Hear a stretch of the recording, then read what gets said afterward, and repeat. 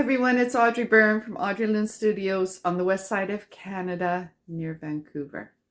So this little make-along is simple. It's just for bee waterers. And I have another one here. This one had a little something in the clay, but whatever, I'll keep it, it's mine. And yeah, so the deal with bee waterers is that they need to be shallow and something in the middle so that the bee doesn't perish in the water, doesn't drown. Okay, so yeah, come along with me. Let's make those. I have a wad of Plainsman 340S here. And I'm just going to roll it out. Well, let's just give it a wedge here. See if I can get some, just get it blended a little bit. And it's a pretty small piece. So, okay. And the thickness strips I'm using are 5mm. And we're just going to roll this out. I don't know, maybe it should be thicker than a 5mm. No, let's just go for that and see what happens. I just made a bunch, but I rolled them in the slab roller about 1/4 inch.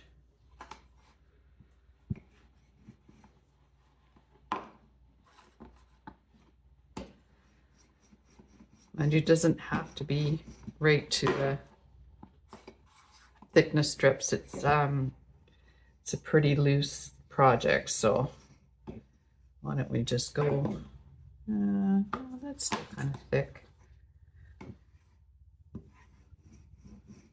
Yeah, I think the 5mm will work good. Oops.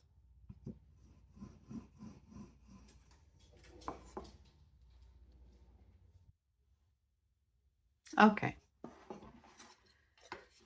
So you can compress this. I don't think it is as necessary as when you're making platters and so on, but why not?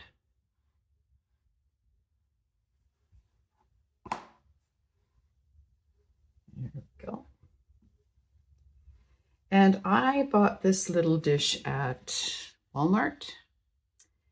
4-inch mini porcelain sauce dish. So you just have to find a dish that works. The reason why I like this one is that it's about the circumference I wanted. It's actually a little bit small, but that's okay. You'll see how I work it. And it's shallow. Bee waterer should be shallow. So I'm going to use some plastic and set that on top. And I have figured out that the size I need is about like that.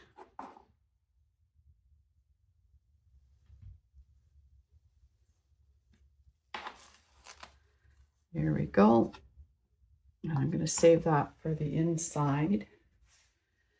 And I usually use Pam in my molds and stuff. Well, not my silicone molds, because then they get really quite gungy, but bowls and so on I will. And here I'm just going to center that on there and very gently start pushing it down, and some of the air will release from in there. I'm not stretching the clay, I'm just molding it into the bowl.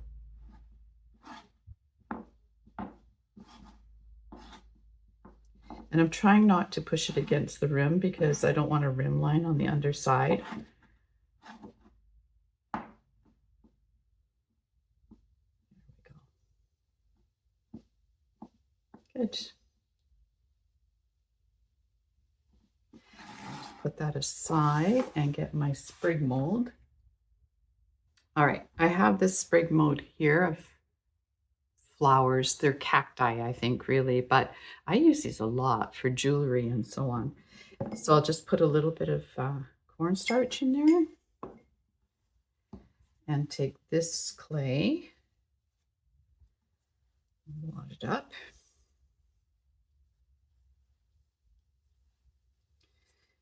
Make it into a pancake and then push it into that mold.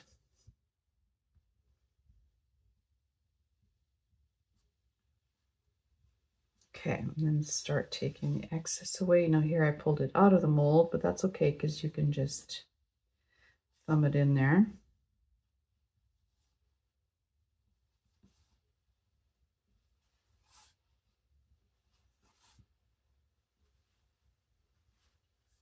All right, and then I'll take like a straight blade and just work it flat.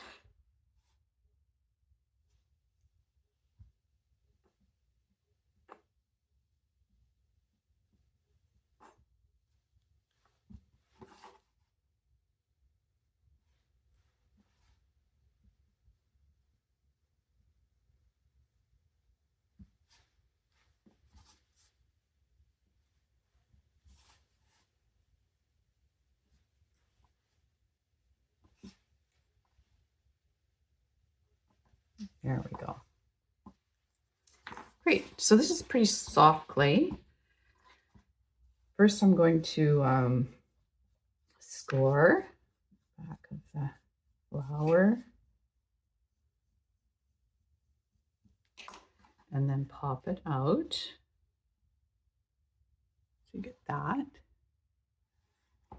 And then I'm going to put slip on the flower.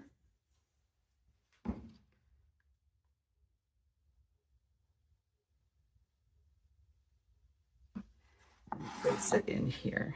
And this is a good place for the bees to land on.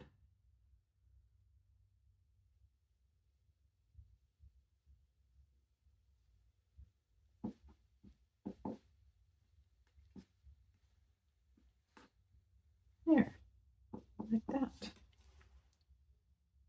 Okay, be back.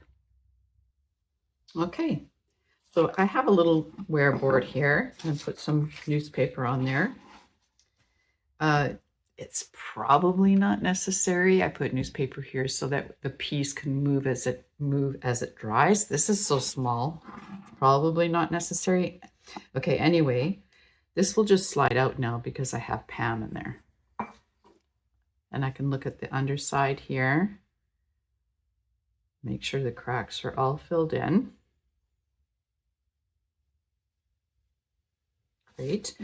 And I use, this one's too long. Well, it's not too long if you want really long bee water stems, but this is a 1/4 inch in diameter. And I've ordered 12-inch rods off of Amazon, but you can have them any which way.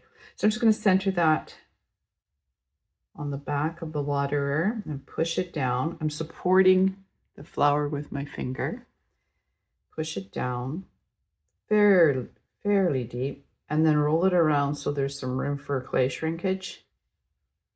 And that is where I'm going to glue the dowel later. I'll use epoxy. Put that here. Make sure that from pushing from the back, if there's any cracks, fill them in.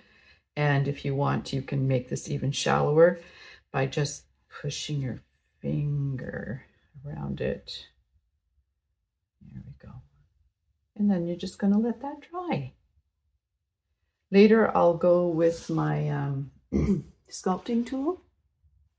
I guess later or now, whatever you choose, but that sculpting tool, and I'll just seal it up a little bit.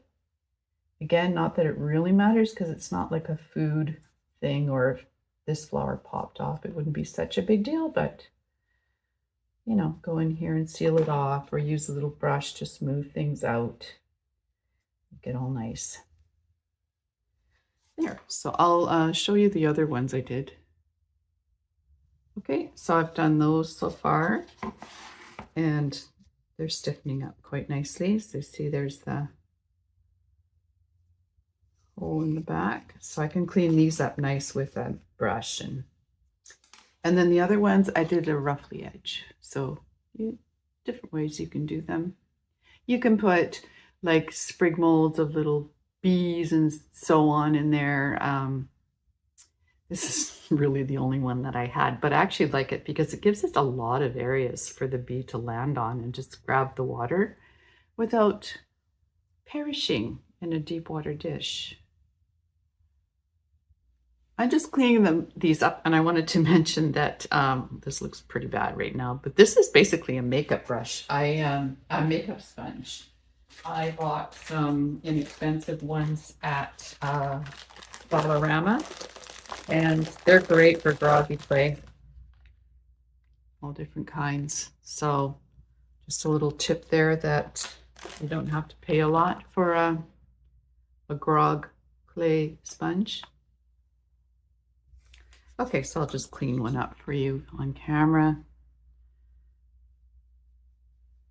Just take the brush in there, nice soft brush.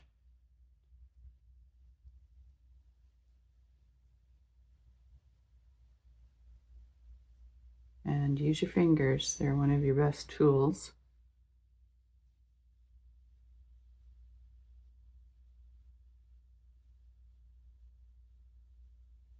There you go. And then the makeup brush is damp.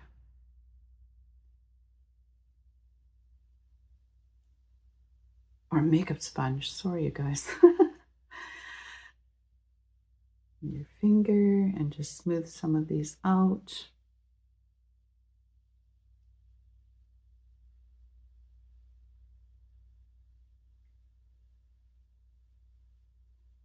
And just burnishing with your finger.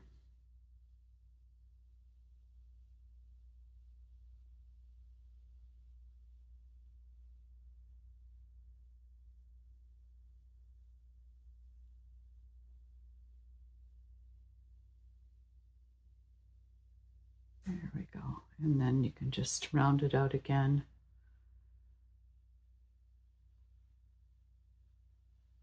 There. And that's good. I mean, that's good for now anyway. Okay, if you saw these come out, I did fire a couple of these. In my last kiln load, they came out, and I mentioned that I single fire them. If you don't want to single fire, of course, you would bisque to I bisque to 04, and then, you know, use whatever glaze you want on it. But these fire great single fired with stroke and coat. So let me get a brush.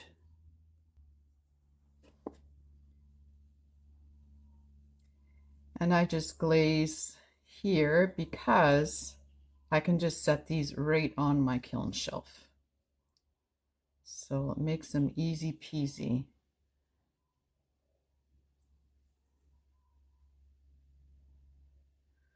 And normally I'd have like a whole bunch lined up here, but I do them all different colors. And I'll show that to you in a minute. Okay, and I see here that I probably over the line a bit. Just use your sponge and you can soften up that line. All right, so I'll do that 2 or 3 times. I noticed, let me go get the ones, just a minute. Okay, so this is what the cutie pie coral looks like on this clay. So this one was good. This one here, I just put a little too much. So I was putting 3 coats on of the stroke and coat, but of course in this heavy texture, sometimes you'll get that little bit of crawling. Of course on this, it doesn't matter. And I will sell this. You can't even really tell that. Here, there's a little more crawling, but again, I'm going to sell that. That's no problem. However, if you want to avoid that, then maybe 2 coats of stroke and coat I'm going to try now. This is 3, and I don't see any crawling here. It's just on these heavily textured parts. I would maybe lighten it up a bit. So yeah, and on the bottom here, I only use 2. Just saving.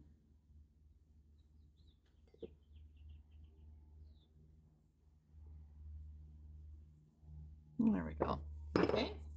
And then in here, I just scooch up.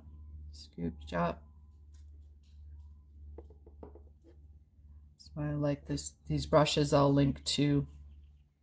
They come in all different sizes in the pack. And so some are really small and some are really big. But they're thin. So they get into little spaces, which I just love. I don't have to use a little tiny little brush. I could just chisel it in there. Okay, there, that's done one coat. So I'll do that 3 times here. But for now, let's just, and then what should we do? Here I used yellow, but green looks pretty. I like green. I like sour apple. Sour apple is just one of my favorites. Oops, sorry, I keep knocking the camera on you. Oops. Didn't really want to bust the lid. There we go. Put that aside. Get that one.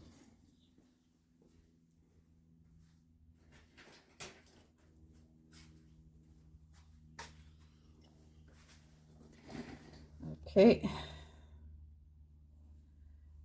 And I just go in there like that. Use the corner.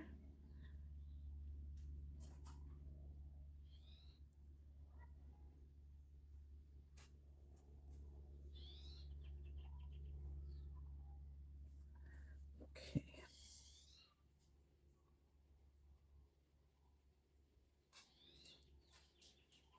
Now, sometimes what I'll do is, like in situations like this, I'll paint the top of the piece here, and then I'll take that bottom color and scooch it right up into there, so I don't have to like be trying to get that top color underneath.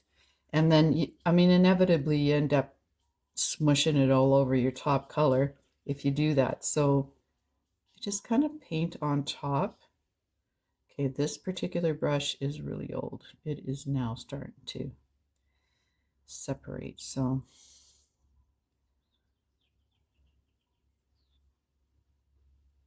stick that in there. That is not working very well. Let's just use this for now because I'm sitting right here.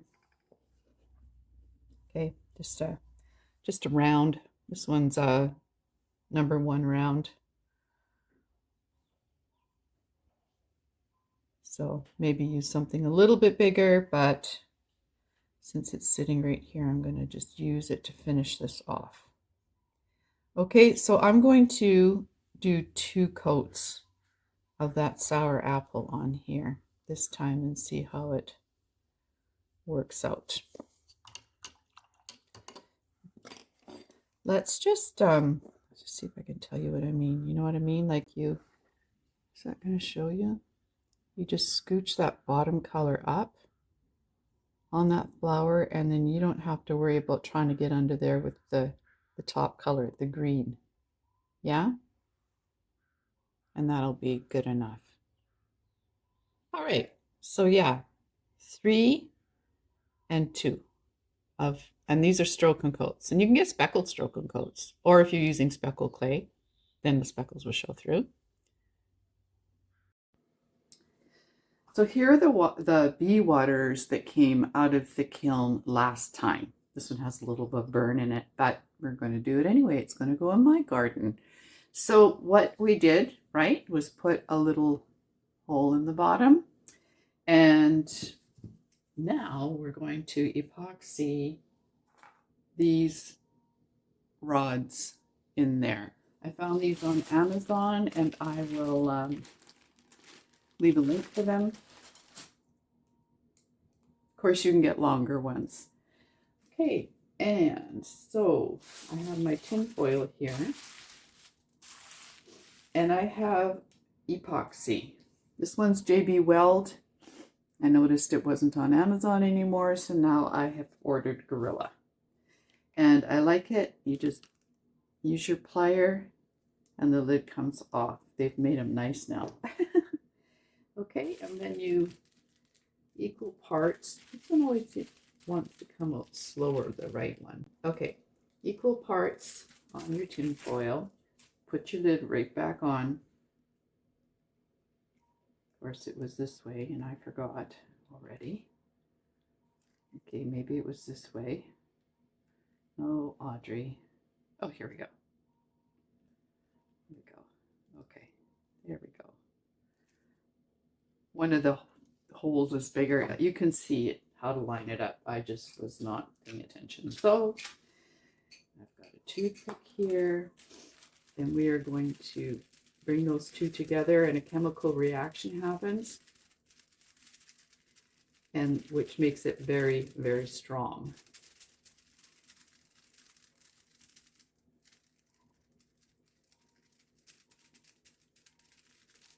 And yeah, you'll see it kind of get white and cloudy, then you know it's ready.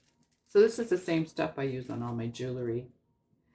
Okay, and so let's take a blob and put it in the hole. And I'm going to be generous with it. Oops, got some on my bee water. That one's mine anyway. Okay, and you got to work kind of quick. This stuff does settle up, so I wouldn't mix more than you need. And we're going to put that right in there. Now, this is floppy, see?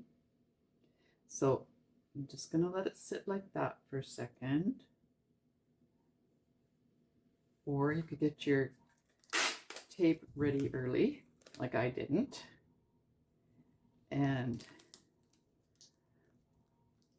help it stand up straight. And then here, okay, come on, I gotta get another piece of tape. All right, well, I'm gonna do this then. I'll do the next one differently, I think. There we go. And, oh, please don't buckle over me. Okay, nice and straight, put that on there. Good. And it'll, just leave it.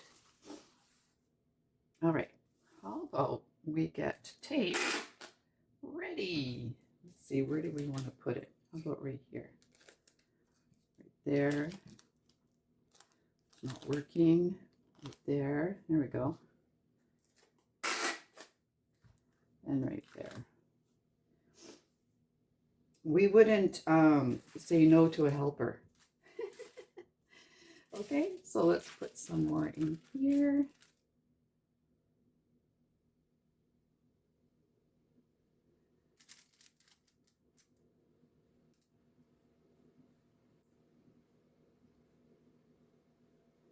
There we go. See, it's still fine. So if I had a third or my jewelry lined up, I could do that, but I don't. So let's pull this off here. Stick that in there.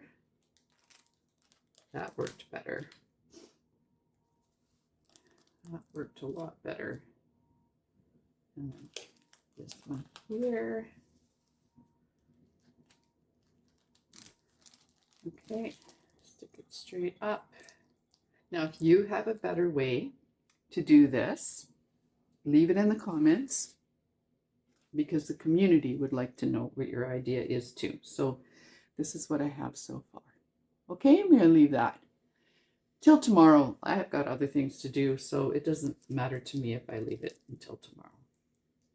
There we go. Okay, hope you enjoyed that. They're super simple. Like I put on the screen earlier, you don't need to put them in a bowl form. You can just turn up the edges. Anyway, super simple. Stroke and coated them, one fire. Have fun. Peace out.